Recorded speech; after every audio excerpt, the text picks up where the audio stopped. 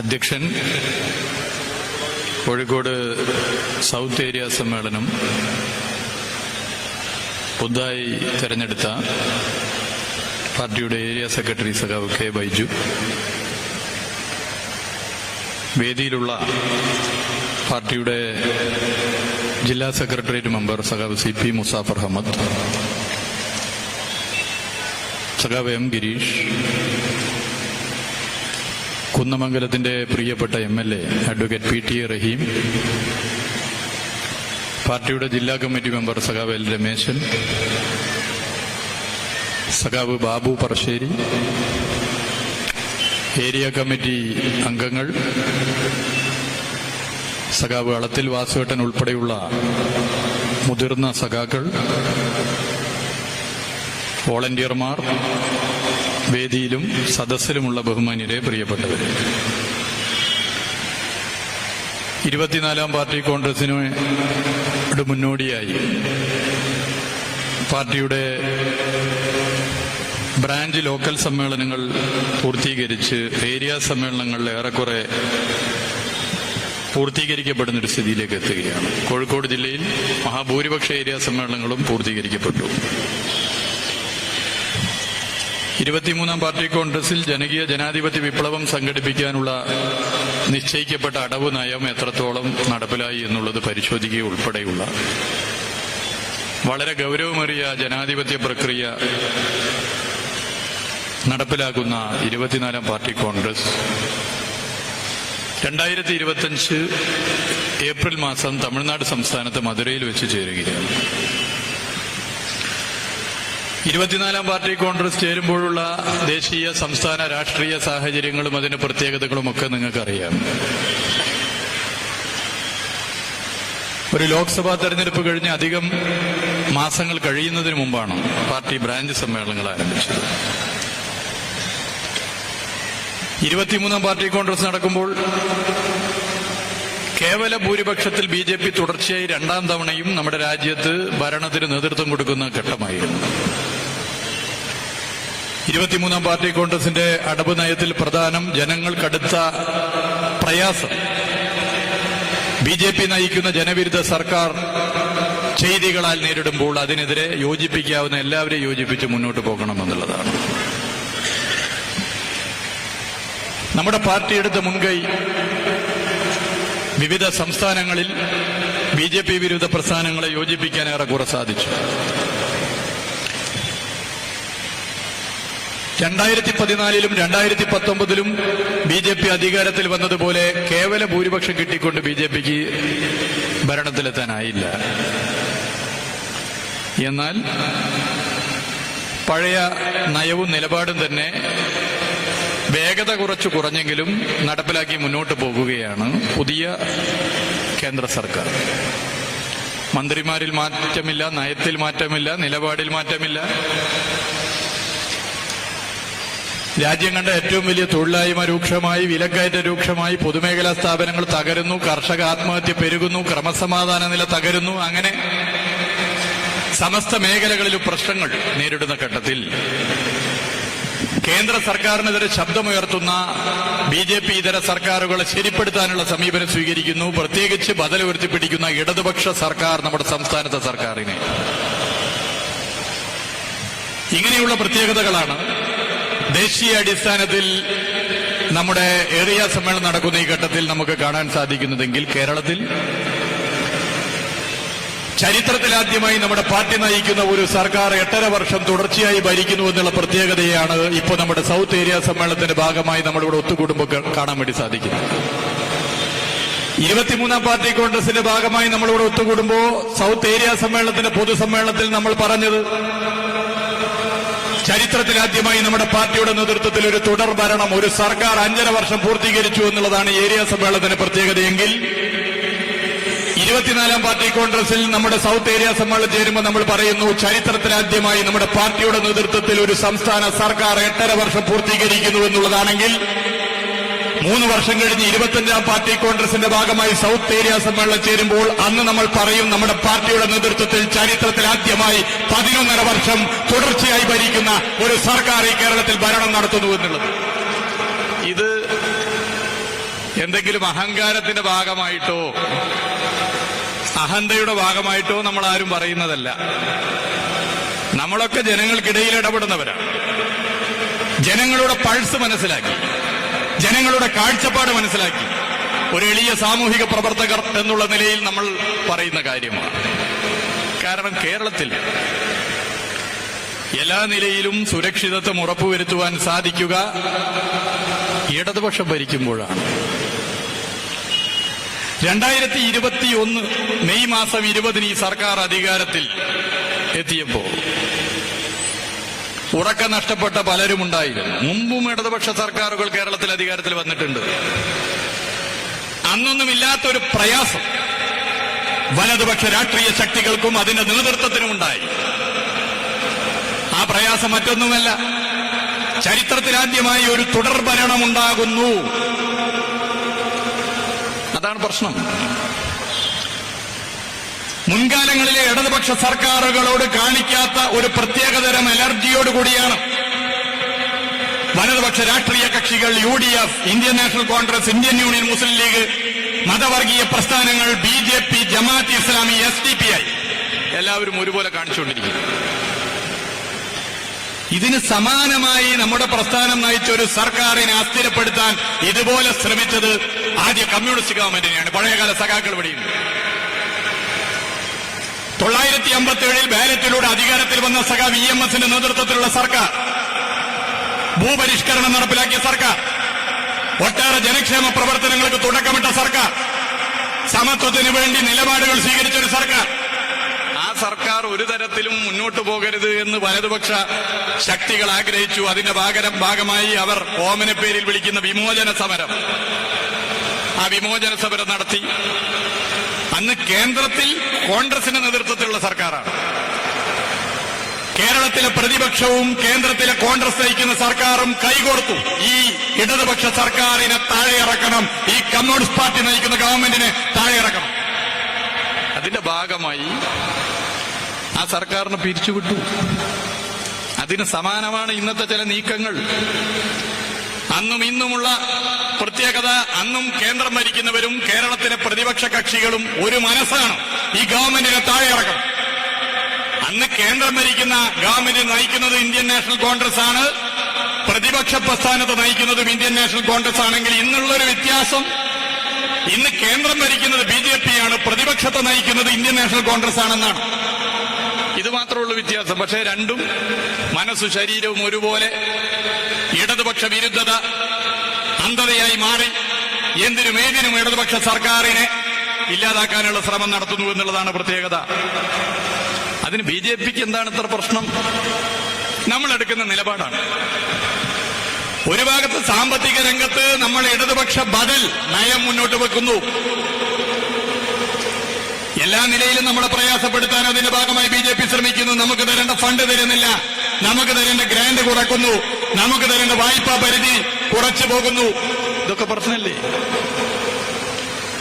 ഈ പരിമിതിയിൽ നിന്നും ഇടതുപക്ഷ ബദൽ ഈ നാട്ടിലെ സാധാരണ മനുഷ്യരുടെ ജീവൽ പ്രശ്നങ്ങളാണ്, അവരുടെ കണ്ണീരൊപ്പാനാണ് ഈ സർക്കാർ എന്ന പ്രഖ്യാപനം നടത്തിക്കൊണ്ട് ഇന്ത്യയിൽ ഒരേ ഒരു സർക്കാർ 60 ലക്ഷം പേർക്ക് പെൻഷൻ നൽകുന്നു. ആ സർക്കാർ ഇടതുപക്ഷം ഭരിക്കുന്ന കേരളമാണെന്ന് അഭിമാനത്തോടെ നമുക്ക് പറയാൻ വേണ്ടി സാധിക്കുന്ന കാര്യമാണ്. ഇന്ത്യയിൽ മറ്റേത് സർക്കാരുണ്ട്? എന്തുകൊണ്ട് ഇന്ത്യയിൽ BJP ഭരിക്കുന്ന സംസ്ഥാന സർക്കാരുകൾക്കോ, എന്തുകൊണ്ട് ഇന്ത്യയിൽ കോൺഗ്രസ് നയിക്കുന്ന സംസ്ഥാന സർക്കാരുകൾക്കോ, അഥവാ എന്തുകൊണ്ട് കേന്ദ്ര സർക്കാരിനോ ഇതുപോലുള്ള ജനക്ഷേമ പ്രവർത്തനങ്ങളുമായി മുന്നോട്ട് പോകാനാകുന്നില്ല? എത്ര പ്രയാസപ്പെട്ടിട്ടാണ് നമ്മൾ നടപ്പിലാക്കുന്നത്? നമ്മുടെ രാജ്യത്തിന്റെ പ്രത്യേകത, ഫെഡറൽ സംവിധാന തത്വങ്ങളുടെ രാജ്യം. ആ രാജ്യത്തെ സംസ്ഥാനത്തെ എല്ലാ നിലയിലും സാമ്പത്തികമായും മറ്റെല്ലാ നിലയിലും സഹായിക്കാൻ ഭരണഘടനാപരമായി കേന്ദ്ര സർക്കാർ പ്രതിജ്ഞാബദ്ധമാണ്. നമ്മളെ സഹായിക്കുന്നുണ്ടോ? നമ്മളെ സഹായിക്കുന്നില്ല. നമുക്ക് തരുന്ന ഗ്രാന്റിന്റെ തുക കുറക്കുന്നു, നമ്മുടെ വായ്പാ പരിധി വെട്ടിക്കുറക്കുന്നു. എന്നിട്ട് പറയുകയാണ് ഇവിടെ പ്രശ്നം ധനകാര്യ മിസ്മാനേജ്മെന്റാണ്, സംസ്ഥാന സർക്കാരിന്റെ ധനകാര്യ മിസ്മാനേജ്മെന്റ് കാരണമാണ് ഈ പ്രശ്നമെന്നുള്ള കള്ള പ്രചരണം നടത്തുന്നു BJP. ആ പ്രചരണത്തിന് ചൂട്ട് കത്തിച്ചു കൊടുക്കുന്നു ഇന്ത്യൻ നാഷണൽ കോൺഗ്രസും ഇന്ത്യൻ യൂണിയൻ മുസ്ലിം ലീഗും. അതിനെ പരവതാനി വിധിച്ച് അത് പ്രചരിപ്പിക്കാൻ നേതൃത്വം കൊടുക്കുന്നു ഉടമകളുടെ രാഷ്ട്രീയ താൽപര്യം സംരക്ഷിക്കുന്ന മാധ്യമ സ്ഥാപനങ്ങൾ. ഇതിലെ പ്രത്യേകത എന്താ? നികുതി പിരിവിൽ കേരളം പിറകോട്ട് പോയോ? കേരളത്തിന്റെ തനത് നികുതി വരുമാനത്തിൽ കഴിഞ്ഞ ഒരു വർഷമുണ്ടായ വർധനവ് 22%. ഇന്ത്യയിൽ ഏതൊരു സംസ്ഥാനത്തിനും മാതൃകയാക്കാവുന്ന നിലയിൽ നികുതി പിരിവ് ഈ സംസ്ഥാനത്ത് LDF സർക്കാർ നടത്തി. നികുതി ഇതര വരുമാനം 45% വർധനവ് ഈ സംസ്ഥാനത്തിന് 2022 അപേക്ഷിച്ച് 2023 ഉണ്ടാക്കാനായി. അപ്പോ സംസ്ഥാന സർക്കാരിന്റെ മിസ്മാനേജ്മെന്റ് അല്ല പ്രശ്നം. പിന്നെ എന്താ പ്രശ്നം? എങ്ങനെയൊക്കെയാ കേന്ദ്ര സഹായിക്കുക? 3 രീതിയിലാണ്. ഒന്നാമത്തത് ഫിനാൻസ് കമ്മീഷന്റെ തീർപ്പ് പ്രകാരമുള്ള നികുതി വിഹിതം. അതിൽ വർധനവുണ്ടായിട്ടുണ്ടോ? നികുതി വിഹിതം നൽകുന്ന കാര്യത്തിൽ കേരളം എന്ന സംസ്ഥാനത്തിന് വർധനവ് വരുത്താൻ BJP സർക്കാർ തയ്യാറായിട്ടില്ല. കണക്ക് നമ്മളെ പഠിപ്പിക്കുന്നു. 2022 13,000 കോടിയെങ്കിൽ 2023 13,000 കോടി. പല സംസ്ഥാനങ്ങളുടെയും വർധനവിന് കേന്ദ്രം നിലപാട് സ്വീകരിച്ചപ്പോൾ ഇവിടെ നിലപാട് സ്വീകരിക്കുന്നില്ല. രണ്ടാമത്തത് ഗ്രാന്റ്. ഗ്രാന്റ് എന്ന് പറഞ്ഞ വായ്പയല്ല. സംസ്ഥാനത്തിന് കേന്ദ്ര സർക്കാർ നൽകിയാൽ പിന്നെ തിരിച്ചു നൽകണ്ട. ഒരു പുതിയ തുറമുഖം വരികയാണെങ്കിൽ ഗ്രാന്റ് നൽകാം. ഒരു പുതിയ വലിയ പദ്ധതി വരികയാണെങ്കിൽ ഗ്രാന്റ് നൽകാം. അങ്ങനെയാണ് കേരളത്തിന്റെ വികസന കുതിപ്പിന് കാരണമാകുന്ന വിഴിഞ്ഞം അന്താരാഷ്ട്ര തുറമുഖ പദ്ധതി.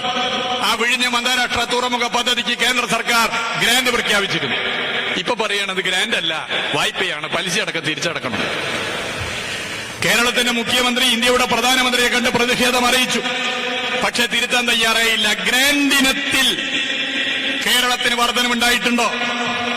2022 ഗ്രാന്റ് ഇനത്തിൽ പ്രിയപ്പെട്ടവരെ 30,000 കോടിയാണ് കേന്ദ്ര സർക്കാർ സംസ്ഥാന സർക്കാരിന് നൽകിയതെങ്കിൽ 2023 അത് 27,000 കോടിയായി. 3,000 കോടി രൂപ ഗ്രാന്റ് ഇനത്തിൽ ഒരേ ഒരു വർഷം വെട്ടിക്കുറച്ചു.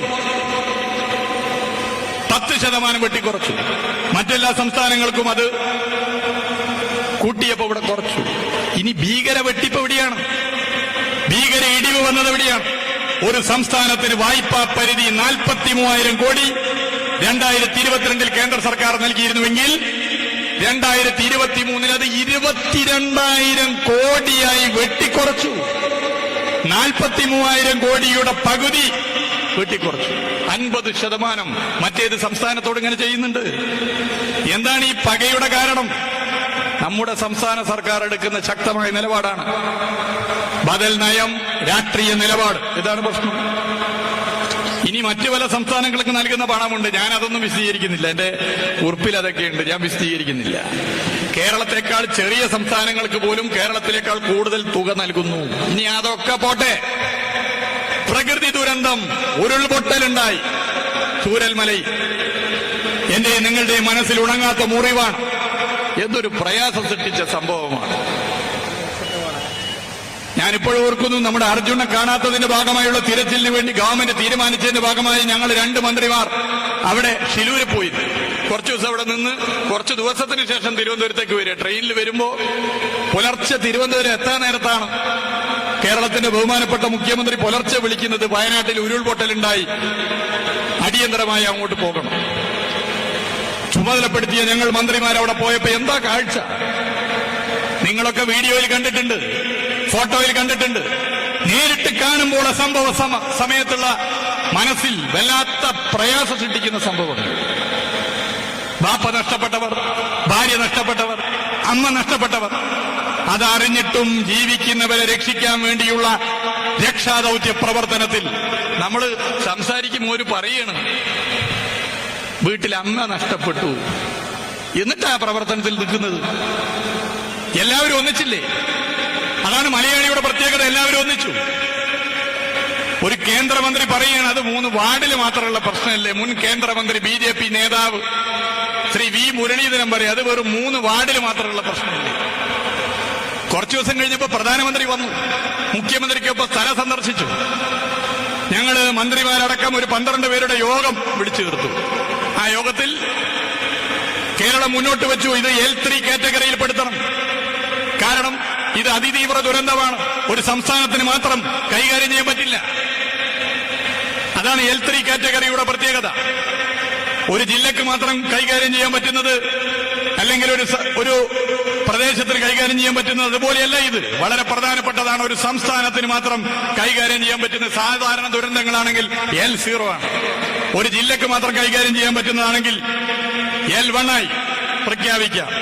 സംസ്ഥാനങ്ങൾക്ക് നിർവഹിക്കാൻ കഴിയുന്നവയാണ് L2. എന്നാൽ ഇവിടെ ഒരു സംസ്ഥാനത്തിന് മാത്രം പറ്റില്ല. കേന്ദ്ര സർക്കാരിന്റെ സഹായം വേണം. എല്ലാ നിലയിലും സഹായം വേണം. വായ്പ വെട്ടിക്കുറക്കണം. അന്താരാഷ്ട്ര സംഘടനകളുടെ സഹായം വേണം. വായ്പയുടെ സ്ഥിതി എന്താ? കർഷകർ വായ്പ എടുത്തു, തിരിച്ചടക്കാൻ പറ്റാത്ത സ്ഥിതി. സംഭവമുണ്ടായ അതിന്റെ പിറ്റേ ദിവസവും അച്ഛനും അമ്മയും മരിച്ച വീട്ടിലേക്ക് ഫോൺ വരിക ബാങ്കിൽ നിന്നാണ്. നിങ്ങളെ അച്ഛൻ മരിച്ചില്ല അറിഞ്ഞു, ദുഃഖം രേഖപ്പെടുത്തുന്നു, അനുശോചനം അറിയിക്കുന്നു, നിങ്ങൾ ഇന്ന ബാങ്കിൽ നിന്ന് ഇത്ര വായ്പ എടുത്തിട്ടുണ്ട്, പലിശ അധികമായി, അതുകൊണ്ട് നാളെ തന്നെ അടച്ചിട്ടില്ലെങ്കിൽ ജപ്തി ചെയ്യും. കണ്ണ് ചോരയില്ലാത്ത നവ ഉദാരവൽക്കരണ നയത്തിന്റെ ഭാഗമായി ബാങ്കിംഗ് മേഖലയെ കൊണ്ടെത്തിച്ച വിപത്താണ്. ആകെ വിറങ്ങലിച്ചു നിന്നു. ജപ്തിക്ക് ആള് വരും പോലും. എന്നാൽ അവിടുത്തെ ജനങ്ങളെ കോർത്തിണക്കി, എല്ലാ പ്രസ്ഥാനങ്ങളെയും കോർത്തിണക്കി ഒരു പ്രഖ്യാപനം ഒരു സർക്കാർ നടത്തി. LDF സർക്കാരാണ് ഈ കേരളത്തിൽ ഭരിക്കുന്നതെങ്കിൽ ജപ്തി അനുവദിക്കില്ല എന്നായിരുന്നു ആ പ്രഖ്യാപനം. അത് ഇടതുപക്ഷ സർക്കാരിന്റെ നിലപാടാണ്. ഈ കാറ്റഗറിയിൽപ്പെടുത്താൽ വായ്പ തിരിച്ചടക്കാനാണ്. ചെയ്തോ? നിലപാട് സ്വീകരിച്ചോ? കേരളത്തോട് അത്തരത്തിലൊരു നിലപാട് സ്വീകരിക്കാൻ തയ്യാറാകാത്തത് എന്തുകൊണ്ട്? ഈ സംഭവമൊക്കെ കഴിഞ്ഞിട്ട് ചില സംസ്ഥാനങ്ങൾക്ക് ഫണ്ട് അനുവദിച്ചു. അതിൽ തെറ്റ് പറയില്ല. അവിടെയും അനുവദിക്കണം. അവിടെയും മനുഷ്യരാണ്, അനുവദിക്കണം. അതിൽ തെറ്റില്ല. എന്നാൽ നമ്മൾ പരിശോധിക്കുമ്പോൾ സെപ്റ്റംബർ മാസം 7 വെള്ളപ്പൊക്കമുണ്ടായ തെലങ്കാനയിൽ കെടുതികൾ അവലോകനം ചെയ്യാനെത്തിയ കേന്ദ്ര കൃഷി മന്ത്രി ശിവരാജ് ചൌഹാൻ തെലങ്കാനയ്ക്കും ആന്ധ്രാപ്രദേശിനും അനുവദിച്ചത് 3448 കോടി പ്രഖ്യാപിക്കുക. അവിടെ ത്രിപുരയ്ക്ക് 40 കോടി, ആസാമിനും സിക്കിമിനുമായി 11,000 കോടി. ഇങ്ങനെ കോടികൾ മറ്റ് സംസ്ഥാനങ്ങൾക്ക് അനുവദിച്ചു. തെറ്റില്ല. എന്നാൽ കേരളത്തിന് അനുവദിക്കുന്നില്ല. ഇത് ശരിയാണോ? എന്താ കേരളം ചെയ്ത തെറ്റ്? കേരളം എടുക്കുന്ന രാഷ്ട്രീയ നിലപാടാണ് പ്രശ്നം. ഇടതുപക്ഷ ബദൽ സമീപനങ്ങളാണ് പ്രശ്നം.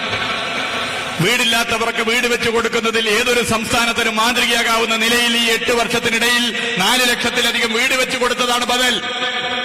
സാധാരണക്കാരുടെ മക്കൾക്കും പഠിക്കാൻ സർക്കാർ സ്കൂളുകളിലെ ക്ലാസ് മുറികൾ ഹൈടെക് ക്ലാസ് മുറികളാക്കി ഈ കേരളം മാറ്റിയതാണ് ബദൽ. സാധാരണക്കാരന്റെ ആശ്രയമായി പ്രാഥമിക ആരോഗ്യ കേന്ദ്രം മുതൽ മെഡിക്കൽ കോളേജ് വരെ ധർമാശുപത്രികളെ കണ്ണിലെ കൃഷ്ണമണി പോലെ കാത്തു സംരക്ഷിക്കുന്ന നിലപാടാണ് ബദൽ. ആ ബദൽ ഞങ്ങൾ കൈവെടിയണം എന്നാണ് BJP സർക്കാരിന്റെ നിലപാടെങ്കിൽ ഞങ്ങളുടെ കൊക്കിലെ ജീവൻ പോയാലും ആ ബദൽ കൈവെടിയാൻ ഞങ്ങൾ തയ്യാറല്ല എന്നുള്ളതാണ് ഇടതുപക്ഷത്തിന്റെ പ്രഖ്യാപനം. അതാണ് ഇടതുപക്ഷത്തിന്റെ സമീപനം. ജനക്ഷേമ പ്രവർത്തനങ്ങളിൽ മാത്രമാണോ? വികസന പ്രവർത്തനം വൈദ്യുവിടെ പറഞ്ഞല്ലോ. ഈ പാലം NH66 ഭാഗമായിട്ടുള്ള പദ്ധതി. എന്താ NH66? 4 സംസ്ഥാനങ്ങളിലൂടെ പോകുന്ന പാതയാണ്. മംഗലാപുരത്തൂടെ, കാസർഗോഡ് കൂടി, തിരുവനന്തപുരത്തോടു കൂടി അങ്ങനെ തമിഴ്നാട്ടിലേക്ക് കടക്കുക. 9 ജില്ലകളിലൂടെ പോകുന്ന 600ഓളം കിലോമീറ്റർ വരുന്ന 45 മീറ്റർ വീതിയുള്ള 6 വരിയുള്ള NH66 കേരളത്തിൽ ഇന്ത്യൻ നാഷണൽ കോൺഗ്രസ് ഭരിക്കുന്ന സമയത്ത് മുടങ്ങിപ്പോയ പദ്ധതിയല്ലേ? 2011-2016 UDF ഗവൺമെന്റിന്റെ ഭരണകാലത്ത് ഈ പദ്ധതി മുടങ്ങിപ്പോയി. 2016 സഖാവ് PT റഹീം ഈ കുന്നമംഗലം നിയോജക മണ്ഡലത്തിൽ മത്സരിക്കുന്ന ഘട്ടത്തിൽ പ്രകടന പത്രികയിൽ LDF എഴുതി വെച്ചു, കേരളത്തിലാകെ വിതരണം ചെയ്തു. ഈ കുന്നമംഗലം മണ്ഡലത്തിലും ഈ സൗത്ത് നിയോജക മണ്ഡലത്തിലും ഒക്കെ വിതരണം ചെയ്തു. ഞങ്ങൾ അധികാരത്തിൽ വന്നാൽ മുടങ്ങിപ്പോയ NH66 യാഥാർത്ഥ്യമാക്കും. 2016 ഞങ്ങൾ അധികാരത്തിൽ വന്നു. സഖാവ് പിണറായി വിജയൻ മുഖ്യമന്ത്രിയായി. പ്രധാനമന്ത്രി നരേന്ദ്രമോദിയുമായി ശ്രീ നിതിൻ ഗഡ്കരിയുമായും ചർച്ച നടത്തി. ആ ചർച്ചയിൽ ഭൂമി ഏറ്റെടുക്കലാണ് പ്രശ്നം. കാലണ കൂടുതൽ തരാനാകില്ല. ഇതായിരുന്നു കേന്ദ്ര സർക്കാരിന്റെ നിലപാട്. സംസ്ഥാന സർക്കാരിന് മുമ്പ് പിന്നെ 2 വഴികളേ ഉള്ളൂ. ഫണ്ടില്ല, പദ്ധതി ഉപേക്ഷിക്കുക. ഇതാണ് ആദ്യത്തെ വഴി. രണ്ടാമത്തെ വഴി ഫണ്ട് കണ്ടെത്തണം. ഇന്ത്യയിൽ ദേശീയപാത വികസനത്തിന് ഒരു സംസ്ഥാന സർക്കാർ ഫണ്ട് കണ്ടെത്തിയിട്ടില്ല. ദേശീയപാത വികസനത്തിന് ഇതുവരെയും ഒരു സംസ്ഥാന സർക്കാരും പണം ചെലവഴിക്കേണ്ടി വന്നിട്ടില്ല. കാരണം ഓരോ സംസ്ഥാനത്തിന്റെയും അവകാശമാണ്. എന്നാൽ ഇടതുപക്ഷ സർക്കാരിന്റെ പ്രത്യേകത എന്താ? ഒരു നാട് നേരിടുന്ന പ്രധാന പ്രശ്നം, ഒരു സംസ്ഥാനം നേരിടുന്ന പ്രധാന പ്രശ്നം ഗതാഗതക്കുരുക്ക്. ഇന്ത്യയിൽ ജനസാന്ദ്രത ഏറ്റവും കൂടുതലുള്ള സംസ്ഥാനം കേരളം. ഒരു സ്ക്വയർ കിലോമീറ്ററിൽ 886 മനുഷ്യർ ജീവിക്കുന്ന ഇന്ത്യയിലെ ഏക സംസ്ഥാനമാണ് കേരളം. ദേശീയ ശരാശരിയുടെ 3 ഇരട്ടി. ആ കേരളത്തിൽ വാഹനപ്പെരുപ്പവും കൂടുതലാണ്. ഒരു ആശ്വാസ പദ്ധതിയാണത്. ഇത് ജനങ്ങളുടെ സ്വപ്ന പദ്ധതിയാണ്. പ്രകടന പത്രികയിൽ നാം എഴുതി വെച്ചു, ഇത് നടപ്പിലാക്കും LDF അധികാരത്തിൽ വന്നാൽ. ജനങ്ങളുടെ സ്വപ്ന പദ്ധതിയാണെങ്കിൽ ജനഭിലാഷം നടപ്പിലാക്കേണ്ടത് ഉത്തരവാദിത്തമായി കാണുന്ന ഒരു പ്രസ്ഥാനമെന്നുള്ള നിലയിൽ പറഞ്ഞു, അത് നടപ്പിലാക്കിയിരിക്കും ഏത് പ്രതിസന്ധിയും മുറിച്ചു കടന്ന്. കാരണം ഇത് LDF സർക്കാരാണ് എന്നുള്ളതാണ് പ്രത്യേകത. തീരുമാനിച്ചു ഫണ്ട് കണ്ടെത്താൻ. ഇന്ത്യയുടെ ചരിത്രത്തിലാദ്യമായി ഒരു ദേശീയപാത വികസനത്തിന് ഒരു സംസ്ഥാന സർക്കാർ ഫണ്ട് കണ്ടെത്തി. 100 കോടിയല്ല, 200 കോടിയല്ല, 500 കോടിയല്ല, 1000 കോടിയല്ല, 5600 കോടി. 5600 കോടി. മറ്റേത് വികസനത്തിനും ചെലവഴിക്കേണ്ട ഒരു വലിയ തുക 5600 കോടി രൂപ ചെലവഴിക്കാൻ തീരുമാനിച്ചു. 2021 ഈ ഗവൺമെന്റ് വന്നു. മുഖ്യമന്ത്രി പൊതുമരാമത്ത് വകുപ്പിനോട് പറഞ്ഞു, ഇത് പ്രത്യേക പദ്ധതിയായി കണ്ട് ഇടയ്ക്കിടെ ഇടപെടണം. ഓഫീസിൽ യോഗങ്ങൾ നടന്നു. 2 ആഴ്ചകളിൽ വിവിധ സ്ട്രെച്ചുകളുടെ യോഗം നടന്നു. ഫീൽഡുകളിൽ സന്ദർശനം നടന്നു. എത്ര സന്ദർശനം ഇവിടെ നടന്നു. സഖാവ് ബാബു പറശ്ശേരി ഇവിടെ ഇരിക്കുന്നില്ലേ? സഖാവ് ബാബു പറശ്ശേരിയും ഞങ്ങളെല്ലാവരും എത്ര തവണ, നിങ്ങൾക്ക് ഓർമ്മയില്ലേ? പോയോ ഇല്ലേ? ഓർമ്മയില്ലേ നിങ്ങൾക്ക്? എത്ര തവണ ഇവിടുത്തെ നാട്ടുകാരുടെ പ്രശ്നം സഖാവ് ബാബു പറശ്ശേരിയും ഈ പ്രദേശത്തെ സഖാക്കളും വിവിധ രാഷ്ട്രീയ പാർട്ടിയുടെ നേതൃത്വത്തിലുള്ളവരും ശ്രദ്ധപ്പെടുത്തി. അപ്പ സർക്കാർ ഇടപെട്ടില്ലേ? എങ്ങനെയാണ് ഈ പദ്ധതി മുന്നോട്ട് പോകുന്നത്? ഇപ്പോ പാലാഴി പാലത്തിന്റെ ഒരു ഭാഗം തുറന്നില്ലേ? പാലാഴി പാലത്തിന്റെ 2ാം ഭാഗം ഈ നാടിനും ഈ മലബാറിനും ഈ കേരളത്തിനും ക്രിസ്മസ് സമ്മാനമായി നൽകാനാകുമെന്നുള്ള സന്തോഷ വിവരം നിങ്ങളെ പ്രത്യേകം അറിയിക്കാൻ ഞാൻ ആഗ്രഹിക്കുകയാണ്. ഇവിടെ ജനനേതാക്കന്മാർ മുന്നോട്ട് വെക്കുന്ന നിർദ്ദേശങ്ങൾ സർക്കാർ ചർച്ച ചെയ്തു. പിന്നെ വകുപ്പുകളെ ഏകോപിപ്പിച്ചുകൊണ്ട് മുഖ്യമന്ത്രി ഇടപെട്ടു. മരങ്ങൾ മുറിച്ചു മാറ്റണം കേരളത്തിന്റെ വനം വകുപ്പ്. വൈദ്യുതി ലൈൻ മാറ്റണം കേരളത്തിന്റെ വൈദ്യുതി വകുപ്പ്. മെറ്റീരിയലുകളുടെ ആവശ്യകത കേരളത്തിന്റെ വ്യവസായ വകുപ്പ്. പ്രാദേശിക പ്രശ്നങ്ങൾ കേരളത്തിന്റെ തദ്ദേശ സ്വയംഭരണ വകുപ്പ്. ഭൂമി ഏറ്റെടുക്കൽ കേരളത്തിന്റെ റവന്യൂ വകുപ്പ്. എല്ലാ വകുപ്പുകളെയും ഏകോപിപ്പിച്ചുകൊണ്ട് മുഖ്യമന്ത്രി മുന്നോട്ട് പോയി. നിശ്ചയദാർഢ്യത്തിന്റെ പര്യായമായ ഒരു സർക്കാർ ഈ കേരളത്തിൽ ഭരിക്കുന്നത് കൊണ്ട് പ്രിയപ്പെട്ടവരെ ഉറപ്പിച്ച് പറയാനാകും, മലയാളിയുടെ ചിരകാല സ്വപ്നം കാസർഗോഡ് മുതൽ തിരുവനന്തപുരം വരെ 2025 ഡിസംബറോടുകൂടി ഈ പദ്ധതി യാഥാർത്ഥ്യമാക്കാനാകും എന്നുള്ള വിവരം. അത് ഈ ഗവൺമെന്റ് ആയതുകൊണ്ടാണ്. UDF ആയിരുന്നെങ്കിൽ പറ്റുമോ? ഇപ്പൊ പാലം പോയിട്ട് എന്താ ഇവിടെ സ്ഥിതി? ഇങ്ങനെ ഒരു പൊതുയോഗം ഇവിടെ നടത്താൻ പറ്റുമോ? നിങ്ങൾക്ക് ഇതുപോലൊരു മാർച്ച് നടത്താൻ പറ്റുമോ? അതാണ് ഇടതുപക്ഷ സർക്കാരിന്റെ പ്രത്യേകത. വികസന പ്രവർത്തനങ്ങളിൽ ഇങ്ങനെ എത്രയെത്ര നിലപാടുകൾ സ്വീകരിച്ചു, എത്രയെത്ര സമീപനങ്ങൾ സ്വീകരിച്ചു. കിഫ്ബി ഏതൊരു സംസ്ഥാനത്തിനും മാതൃകയാക്കാം. കേന്ദ്ര സർക്കാർ ഒരു സംസ്ഥാന സർക്കാരിനെ ഇല്ലായ്മ ചെയ്യാനുള്ള ശ്രമം നടത്തുമ്പോഴാണ് 223 റോഡുകൾ ഈ 8 വർഷത്തിനിടയിൽ, 91 പാലങ്ങൾ, 57 റെയിൽവേ മേൽപ്പാലങ്ങൾ, 15 ഫ്ലൈ ഓവറുകൾ, ഒരു അടിപ്പാത എന്നിവയൊക്കെ 18,445 കോടി രൂപ ചെലവഴിച്ച് നിർമ്മിച്ചത് കിഫ്ബി വഴിയാണ്. ഈ പറഞ്ഞ ദേശീയപാത 5,580 കോടി രൂപ കിഫ്ബി വഴിയാണ് നൽകിയത്.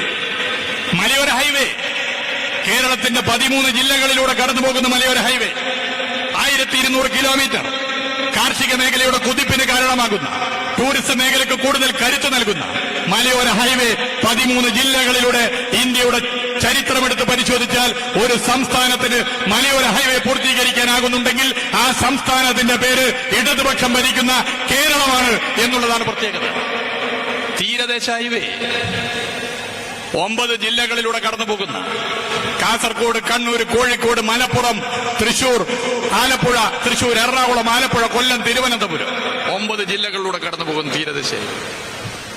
UDF-ന്റെ ഏതെങ്കിലും നേതാക്കന്മാർ ഇവിടെ അവിടെ എവിടെയെങ്കിലും ഉണ്ടെങ്കിൽ ദയവ് ചെയ്ത് മറ്റ് 5 ജില്ലകളോട് ഞങ്ങൾക്ക് എന്തെങ്കിലും വിരോധമുണ്ടെന്ന് പറഞ്ഞ് ഹർത്താലൊന്നും നടത്തരുത്.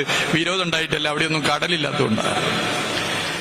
തീരദേശ ഹൈവേ 50 കിലോമീറ്റർ ഇടവിട്ട് ടൂറിസ്റ്റ് കേന്ദ്രങ്ങൾ. ഈ ഗവൺമെന്റിന്റെ നിശ്ചയദാർഢ്യത്തോടു കൂടിയുള്ള ഇടപെടലാണ്. കിഫ്ബി പദ്ധതിയാണ്. ആരോഗ്യ മേഖലയിൽ 10 പുതിയ കാത്ത് ലാബുകൾ, 44 ജനറൽ ആശുപത്രികളിൽ പുതിയ ഡയാലിസിസ് സെന്ററുകൾ, എല്ലാ നിയമസഭാ മണ്ഡലങ്ങളിലും ഐസൊലേഷൻ വാർഡുകൾ കിഫ്ബി പദ്ധതിയാണ്. പൊതുവിദ്യാഭ്യാസ മേഖലയിൽ ഹൈടെക് ക്ലാസുകൾ, ഹൈടെക് ആക്കിയ 44,705 ക്ലാസ് മുറികൾ, 11,257 സ്കൂൾ ലാബുകൾ, 268 സ്കൂൾ കെട്ടിടങ്ങൾ എന്നിവയും കിഫ്ബി മുതൽ മുടക്കാണ്. ഇങ്ങനെ ഏതൊക്കെ നിരവധി പദ്ധതികൾ നടപ്പിലാക്കുന്നു. ഇതൊക്കെ നടപ്പിലാക്കുമ്പോ സംസ്ഥാനത്തിന്റെ വികസനത്തെ ശ്വാസം മുട്ടിച്ച് ഇല്ലാതാക്കാനുള്ള ശ്രമം നടത്തുന്നു. എന്താണ് വിരോധം? വിരോധം മതവർഗീയ രാഷ്ട്രീയ പ്രസ്ഥാനങ്ങൾക്ക് ഇടതുപക്ഷ പ്രസ്ഥാനത്തോടുള്ള വിരോധം.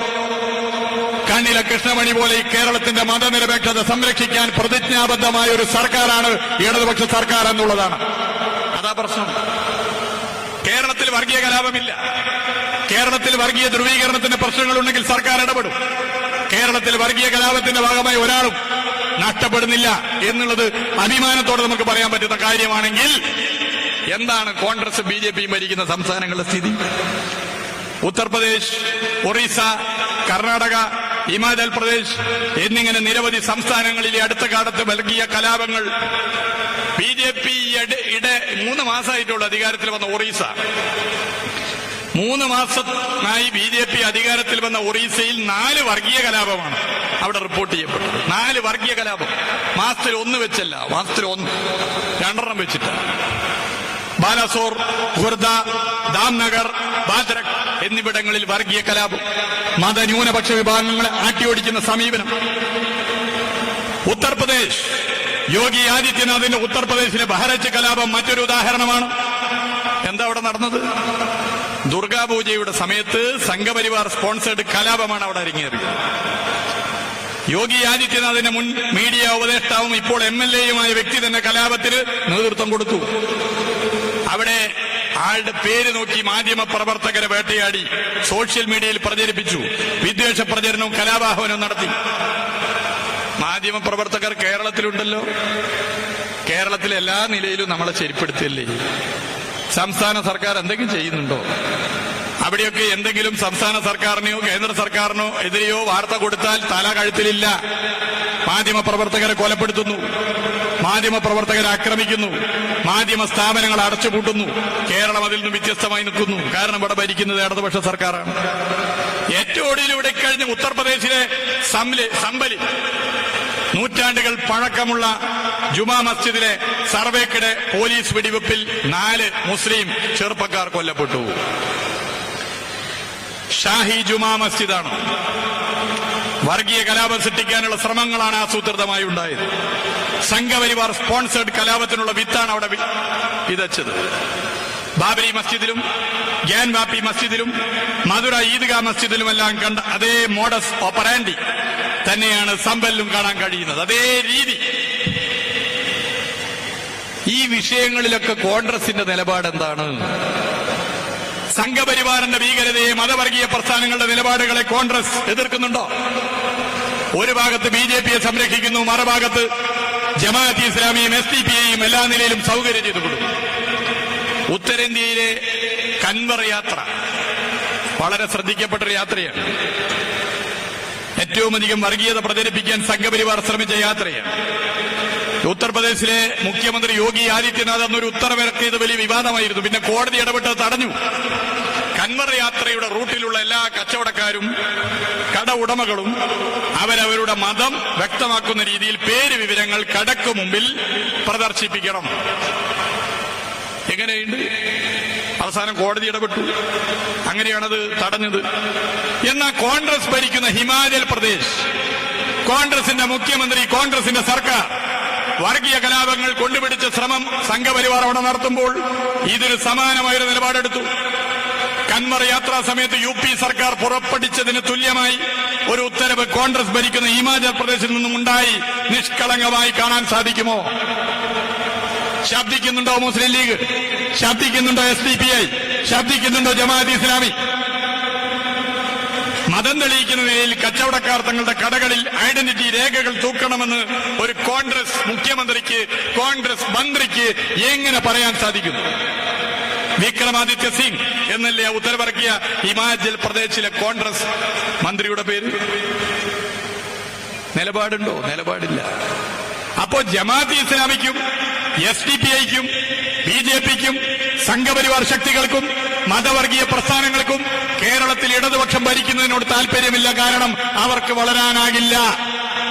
അവർക്ക് വളക്കൂറുള്ള മണ്ണായി കേരളം മാറില്ല. ഇടതുപക്ഷം ഭരിക്കുകയാണെങ്കിൽ ഇവിടെ മതവർഗീയ കലാപമില്ല, ഇവിടെ മതവർഗീയ ധ്രുവീകരണമില്ല, ഇവിടെ ജനങ്ങൾ ഒറ്റക്കെട്ടായി നിർത്താൻ സർക്കാർ ഇടപെടുന്നു. അതല്ലേ പാലക്കാട് ഉപതെരഞ്ഞെടുപ്പിൽ നമ്മൾ കണ്ടത്. കോൺഗ്രസ് ജയിച്ചപ്പോ CPIMന്റെ ജില്ലാ കമ്മിറ്റി ഓഫീസിൽ ആഹ്ലാദ പ്രകടനം നടത്തി പടക്കമെറിഞ്ഞത് ആര്? SDPI. ഒരു ഭാഗത്ത് പ്രതിപക്ഷ നേതാവ് പറയുന്നു UDFും BJPയുമാണ് മത്സരം. BJP നേതാക്കന്മാർ പോലും പറയാൻ മടിച്ച കാര്യമാണ് തെരഞ്ഞെടുപ്പ് പ്രചരണ ഘട്ടത്തിൽ പ്രതിപക്ഷ നേതാവ് പറഞ്ഞത്. അതിലൂടെ BJPക്ക് നഷ്ടപ്പെടേണ്ട വോട്ട് BJPക്ക് ഉറപ്പിച്ചു. അതില്ലായിരുന്നെങ്കിൽ BJP ഇതിലും ദയനീയമാകുമായിരുന്നു സ്ഥിതി.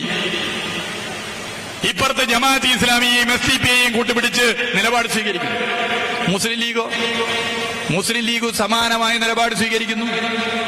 മതവർഗീയതയെ ആളിക്കത്തിക്കാൻ മുസ്ലിം ലീഗ് ശ്രമിക്കുന്നു. അതിതീവ്ര രാഷ്ട്രീയ പ്രയോഗങ്ങൾ നടത്തുന്നത് മുസ്ലിം ലീഗിന്റെ സംസ്ഥാന അധ്യക്ഷൻ തന്നെയാകുന്നു.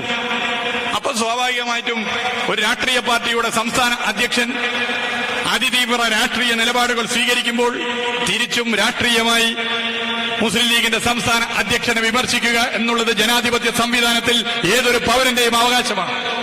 അപ്പൊ ആ കാലിളകി. ആദ്യം പ്രതിപക്ഷ നേതാവാണ് ചാടി വീഴുന്നത്. മുസ്ലിം ലീഗിന്റെ സംസ്ഥാന അധ്യക്ഷനെ വിമർശിക്കാൻ പാടില്ല പോലും. എവിടുത്തെ നിയമമാണ്? എങ്ങനത്തെ നിയമമാണ്? മുസ്ലിം ലീഗിന് മുമ്പും സംസ്ഥാന അധ്യക്ഷന്മാരുണ്ടായിട്ടുണ്ട്. മുസ്ലിം ലീഗിന്റെ സംസ്ഥാന അധ്യക്ഷന്മാർ പാണക്കാട്ട് തങ്ങന്മാർ തന്നെ ആയിട്ടുണ്ട്. വിമർശിച്ചിട്ടില്ലേ? ഈ ഒളവണ്ണ നേരത്തെ ബേപ്പൂർ നിയോജക മണ്ഡലത്തിന്റെ ഭാഗമാണ്. ബേപ്പൂർ നിയോജക മണ്ഡലത്തിന്റെ ഭാഗമായ ഒളവണ്ണയിൽ 991 ബേപ്പൂർ നിയോജക മണ്ഡലത്തിൽ കോലീവിക്ക് ഒരു സ്ഥാനാർത്ഥിയായിരുന്നു. ഇല്ല, ഡോക്ടർ മാധവൻകുട്ടി. ഡോക്ടർ മാധവൻകുട്ടിയുടെ പ്രത്യേകത എന്താണ്? മാസങ്ങൾക്ക് മുമ്പ് മുതലക്കുളത്ത് നടന്ന ബാബരി മസ്ജിദ് തകർക്കാൻ വേണ്ടി പോകുന്ന കർസേവകർക്ക് തകർത്ത് പകരം പണിയാനുള്ള രാമക്ഷേത്രത്തിന്റെ ഇഷ്ടിക നൽകുന്ന ഓരോ പഞ്ചായത്തിലെയും ഇഷ്ടിക ദാനയാത്ര മുതലക്കുളത്ത് ഉദ്ഘാടനം ചെയ്തത് ഡോക്ടർ മാധവൻകുട്ടിയാണ്. ആ മാധവൻകുട്ടി മാസങ്ങൾ കഴിഞ്ഞപ്പോൾ ഈ പന്തീരാങ്കാവ് ഉൾപ്പെടുന്ന ഈ ഒളവണ്ണ ഗ്രാമപഞ്ചായത്ത് ഉൾപ്പെടുന്ന ബേപ്പൂർ നിയോജക മണ്ഡലത്തിലെ കോൺഗ്രസിന്റെയും ലീഗിന്റെയും BJPയുടെയും പൊതു സ്ഥാനാർത്ഥിയായി വടകര ലോക്സഭാ മണ്ഡലത്തിൽ അന്ന് അഡ്വക്കേറ്റ് രത്തൻ സിംഗ് ആയിരുന്നു. ഡോക്ടർ മാധവൻകുട്ടിക്ക് വേണ്ടി ഈ പന്തീരങ്കാവിലും ഈ ഒളവണ്ണ പഞ്ചായത്തിലും ഈ ബേപ്പൂർ നിയോജക മണ്ഡലത്തിലും അന്നത്തെ മുസ്ലിം ലീഗിന്റെ സംസ്ഥാന അധ്യക്ഷൻ പാണക്കാട്ട് ശിഹാബ് തങ്ങൾ വോട്ടഭ്യർത്ഥിച്ച് വന്നില്ലേ? ബഹുമാനപ്പെട്ട ശിഹാബ് തങ്ങൾ വന്നില്ലേ? ശിഹാബ് തങ്ങളെ വിമർശിച്ചിട്ടില്ലേ? ശിഹാബ് തങ്ങളുടെ നിലപാട് തെറ്റാണ് എന്ന് വിമർശിച്ചിട്ടില്ലേ? ബഹുമാനപ്പെട്ട ശിഹാബ് തങ്ങൾ അസഹിഷ്ണുതയോടുകൂടിയാണോ ആ വിഷയത്തെ കൈകാര്യം ചെയ്തത്? ഏതെങ്കിലും UDFന്റെ നേതാക്കന്മാർ അന്നത്തെ പ്രതിപക്ഷ നേതാവ് ഉൾപ്പെടെ അസഹിഷ്ണുതയോടുകൂടിയാണോ നിലപാട് സ്വീകരിച്ചത്? അന്നില്ലാത്തൊരു പ്രത്യേകത ഇന്നിങ്ങനെ വരുന്നു. അവിടെയാണ് കേരളത്തിന്റെ പ്രതിപക്ഷ നേതാവ് ഒരു രാഷ്ട്രീയ പാർട്ടിയുടെ സംസ്ഥാന അധ്യക്ഷനെ വിമർശിക്കുമ്പോൾ അതിൽ മതം കലർത്താൻ ശ്രമിക്കുന്നത്.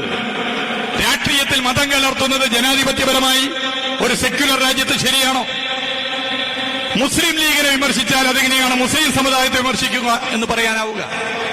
മുസ്ലിം ലീഗിന്റെ സംസ്ഥാന അധ്യക്ഷനെ വിമർശിച്ചാൽ അതെങ്ങനെയാണ് ഒരു സമുദായത്തെ വിമർശിക്കലാവുക? വ്യക്തിപരമായി പാണക്കാട് തങ്ങളെ വിമർശിച്ചതല്ലോ, രാഷ്ട്രീയമായി മുസ്ലിം ലീഗിന്റെ സംസ്ഥാന അധ്യക്ഷനെ വിമർശിച്ചതല്ലേ? അതെങ്ങനെയാ തെറ്റാവുക? അപ്പൊ ഇവിടെ രാഷ്ട്രീയത്തിൽ മതവർഗീയത കലർത്താൻ വേണ്ടി, അതിലൂടെ എങ്ങനെയെങ്കിലും അധികാരത്തിൽ വരാൻ വേണ്ടിയുള്ള ശ്രമമാണ് കോൺഗ്രസ് നേതൃത്വം നടത്തുന്നത്. അതിന് എന്ത് വൃത്തികേടും കാട്ടും. തൃശൂരിൽ സീറ്റ് കൊണ്ടേ കൊടുത്തു BJPക്ക്. കേരളത്തിൽ ഇതുപോലെ നിയമസഭയിൽ ആദ്യമായി BJP അക്കൗണ്ട് തുറന്നത് തിരുവനന്തപുരം ജില്ലയിലെ നേമത്താണ്. കോൺഗ്രസിന്റെ സിറ്റിംഗ് സീറ്റായിരുന്നു നേമം. കോൺഗ്രസ് വോട്ട് മറിച്ചു BJPക്ക്. വോട്ടെണ്ണി വോട്ട് പാറ്റേൺ നോക്കിയാൽ അറിയാം കോൺഗ്രസ് വോട്ട് BJPക്ക് പോയി. 2021 നിയമസഭാ തെരഞ്ഞെടുപ്പിന് പ്രചരണ വേളയിൽ കേരളത്തിന്റെ മുഖ്യമന്ത്രി സഖാവ് പിണറായി വിജയൻ പ്രഖ്യാപിച്ചു, 2021 തെരഞ്ഞെടുപ്പ് ഫലം പറയുമ്പോൾ കേരളത്തിന്റെ നിയമസഭയിൽ ബിജെപിയുടെ അക്കൗണ്ട് ഞങ്ങൾ പൂട്ടിക്കും. പറഞ്ഞത് നടപ്പിലാക്കുന്നതാണ് ഇടതുപക്ഷത്തിന്റെ പ്രത്യേകത. ഞങ്ങൾക്ക് ഇരട്ട മുഖമില്ല, പറയുന്നത് മൂത്തോക്കി പറയും. അതാണ് ഞങ്ങളുടെ പ്രത്യേകത. മനസ്സിൽ വെച്ചിട്ട് പണി വേറെ നടത്തില്ല. അത് കമ്മ്യൂണിസ്റ്റുകാരുടെ രീതിയല്ല. ഞങ്ങൾക്ക് ഒരു രീതിയുള്ളൂ, പറയുന്നത് മുഖത്ത് നോക്കി പറയും. അതാണ് ഞങ്ങൾ പഠിച്ച രീതി. ആ രീതി ഞങ്ങളവിടെ പറഞ്ഞു. 2021 നിയമസഭാ തെരഞ്ഞെടുപ്പിന്റെ വോട്ടെണ്ണിയപ്പോ ബിജെപിയുടെ അക്കൗണ്ട് സഖാവ് ശിവൻകുട്ടിയിലൂടെ നിയമത്തെ പൊട്ടിക്കാൻ ഇടതുപക്ഷ പ്രസ്ഥാനത്തിന് സാധിച്ചു. അതാണ് പ്രത്യേകത. പിന്നെ തൃശ്ശൂര് വന്നു. കേരളത്തിന്റെ ചരിത്രത്തിൽ ഇന്ന് വരെ ഒരു ലോക്സഭാ സീറ്റിൽ 20 സീറ്റിൽ താമര വിരിഞ്ഞിട്ടില്ല. അവിടെയും വോട്ട് മറിച്ചില്ലേ? 90,000 വോട്ടാണ് കുറഞ്ഞത്. 90,000 വോട്ട് കോൺഗ്രസിന് കുറഞ്ഞു. വോട്ടെണ്ണി കഴിഞ്ഞപ്പോ DCC ആഫീസിലേക്ക് മതനിരപേക്ഷ മനസ്സുള്ള കോൺഗ്രസുകാർ ഓടിക്കയറി. അവർ പറഞ്ഞു, ഇറക്കി വിടണം ആയിരിക്കുന്ന കോൺഗ്രസ് നേതാക്കളെ. കാരണം ഇവരാണ് വോട്ട് മറിച്ചത്. ഇവരാണ് താമര ചിഹ്നത്തിൽ വോട്ട് ചെയ്യാൻ നമ്മുടെ പ്രവർത്തകരോട് പറഞ്ഞത്. അവരെ ഓഫീസിൽ കയറ്റരുത്, പിടിച്ചിറക്കണം.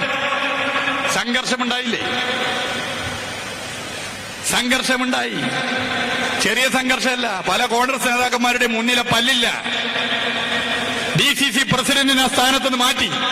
UDF ചെയർമാനെ ആ സ്ഥാനത്തുനിന്ന് മാറ്റി. പകരം പാലക്കാട്ട് നിന്ന് ഒരാളെ DCC പ്രസിഡന്റാക്കി. ഒരു അന്വേഷണ കമ്മീഷനെ പ്രഖ്യാപിച്ചു. സിദ്ദീഖ് MLA, മുൻ MLA KC ജോസഫ്, INUC നേതാവ് കൂടിയ കോൺഗ്രസ് നേതാവ് ചന്ദ്രശേഖരൻ. എവിടെ പോയി ആ കമ്മീഷൻ റിപ്പോർട്ട്? എവിടെ പോയി ആ കമ്മീഷൻ റിപ്പോർട്ട്? എന്നിട്ട് തൃശൂർ ജില്ലയിലെ തന്നെ ചേലക്കരയിലെ തെരഞ്ഞെടുപ്പ് പ്രവർത്തനങ്ങളിൽ നേതൃത്വം കൊടുക്കാൻ ഈ കോൺഗ്രസ് നേതാക്കന്മാർ വരിക. പിന്നെ BJPക്ക് വോട്ട് കൂടാതെ വെക്കുവോ ചേലക്കരയിൽ? ഇങ്ങനെ ഒരു നാണംകെട്ട നേതൃത്വമുള്ള പാർട്ടി വേറെയുണ്ടോ? RSSന്റെ ശാഖയ്ക്ക് ഞാൻ കാവല് നിന്നിട്ടുണ്ടെന്ന് പറയാൻ ഒരു മടിയുമില്ലാത്ത ഒരു വ്യക്തിയെ KPCC പ്രസിഡന്റ് സ്ഥാനത്ത് തുടരാൻ അനുവദിക്കുന്ന നേതാക്കളുടെ ഒരു കൂട്ടം, അതല്ല ഇപ്പൊ കോൺഗ്രസ്. ഗോൾവാൾക്കറിന്റെ ചിത്രത്തിൽ പൂവിട്ട് പൂജിക്കാൻ ഒരു മടിയുമില്ല എന്ന് പ്രഖ്യാപിക്കുന്ന പ്രതിപക്ഷ നേതാവിനെ സിന്ദാബാദ് വിളിക്കാൻ മടി കാണിക്കാത്ത ഒരു കൂട്ടം. ഇതായില്ലേ കേരളത്തിലെ കോൺഗ്രസ്? മതനിരപേക്ഷ മനസ്സുള്ള ആരെങ്കിലും ഇന്ന് കോൺഗ്രസിൽ പ്രവർത്തിക്കുമോ? അതുകൊണ്ടാണ് ഡോക്ടർ സെറിൻ അതിൽ നിന്നും ഇറങ്ങി വന്നത്. അതിനെ KPCC പ്രസിഡന്റ് വിശേഷിപ്പിച്ചത് ഒരു പ്രാണി പോയ നഷ്ടമുണ്ടാകില്ല. ഇപ്പൊ കേരളം കണ്ടുകൊണ്ടിരിക്കുന്നത് പ്രാണികളുടെ ഘോഷയാത്രയാണ്. ചേവായൂർ ബാങ്കിൽ അത് കണ്ടു. 61 വർഷമായി കോൺഗ്രസിന്റെ കയ്യിലുള്ള ചേവായൂർ ബാങ്ക് കോൺഗ്രസ് നേതൃത്വത്തിന്റെ തെറ്റായ നിലപാടിൽ പ്രതിഷേധിച്ച് ഒരു കൂട്ടം നേതൃത്വം അതിൽ നിന്നും ബദൽ സമീപനം സ്വീകരിച്ചു. ആ ബാങ്ക് ഭരണം നഷ്ടപ്പെട്ടു. എന്തായിരുന്നു KPCC പ്രസിഡന്റ് ഇവിടെ വന്ന് പ്രസംഗിച്ചത്?